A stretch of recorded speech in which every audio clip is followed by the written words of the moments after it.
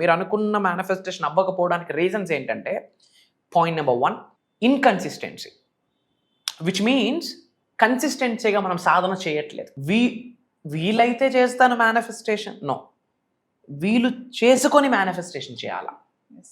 Consistency, discipline కావాలి.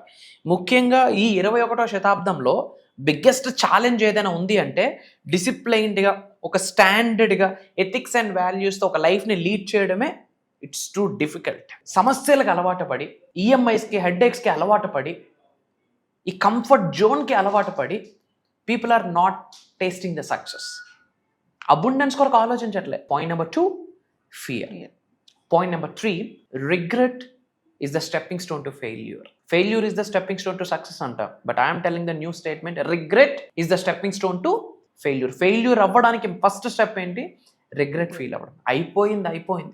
గడిచిన సమయాన్ని వెనక్కి తీసుకొని రాలేమో, జరిగిన సంఘటనలో మార్చలేము, బట్ దాన్ని పట్టుకోవడం వల్ల వర్తమానం పోతుంది, భవిష్యత్తు పోతుంది. Present and future is going to be blast. ఏముండదు మనకి. కాబట్టి ఓల్డ్ బ్యాగేజెస్ అంటాం, వాటిని ఇమీడియట్గా పక్కన పెట్టాలి. పాయింట్ నెంబర్ 4 రెగ్యులర్గా ప్రేయర్స్ చేయలేకపోవడం, కృతజ్ఞత లేకపోవడం. పాయింట్ నెంబర్ 5 ఒక బిలీఫ్ లేకపోవడం. ఎస్, నా వల్ల అవుతుంది, I can do it, I'm the best, I'm successful, అహం బ్రహ్మాస్మి, I'm blessed, I'm divinely protected, I'm aligned with God, universe, సుప్రీస్, పంచభూతాస్, నవగ్రహాస్, gurus, I'm aligned with divine connection అని బయటకు చెప్పడానికి, ఒక ఎఫర్మేషన్ రిలీజ్ చేయడానికి ఆలోచిస్తా ఉన్నాం. సో మనం ఈ గ్రాటిట్యూడ్ లేకపోవడం కూడా మేనిఫెస్టేషన్కి జరగదు. అండ్ సంపాదించాక కూడా కాస్త లోక కళ్యాణం కొరకు తీయకపోయినా తర్వాత మళ్ళీ మేనిఫెస్టేషన్ అవ్వదు.